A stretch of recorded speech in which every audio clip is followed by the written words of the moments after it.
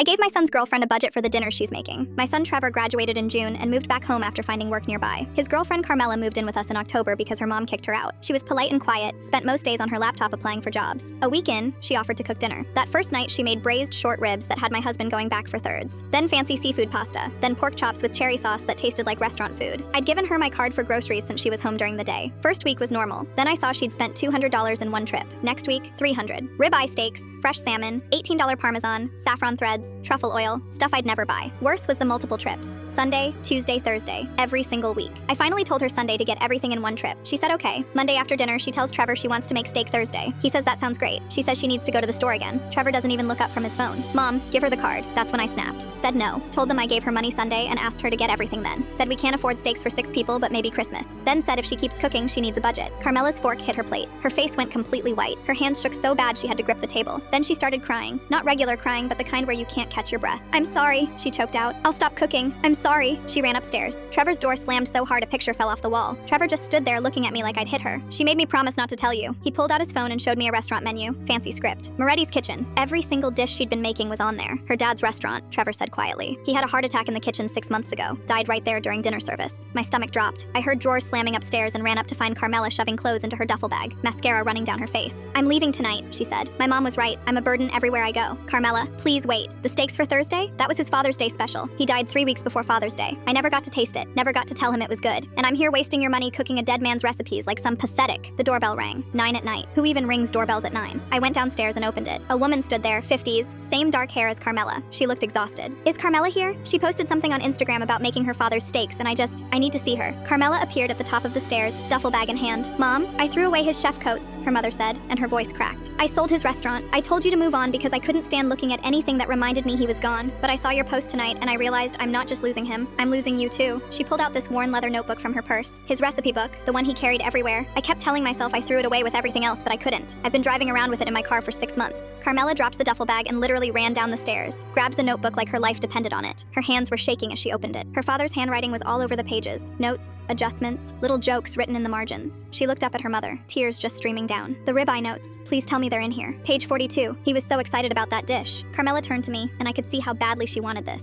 Can I still make them Thursday? I'll pay you back, I swear. I'll get that coffee shop job and Thursday. I cut her off. You're making those steaks. For all of us, including your mom. Thursday night, Carmela cooked with the notebook open on the counter. Her mother reading the instructions out loud. They cried. They laughed. They straight up argued about whether he'd written 2 sprigs or 3 sprigs of rosemary because his handwriting was chicken scratch. We set an extra plate at the table. Put the notebook right next to it. My husband took his first bite and just closed his eyes. This is incredible. Carmela smiled, and it was the first real smile I'd seen from her in weeks. Her mother reached across the table and squeezed her hand.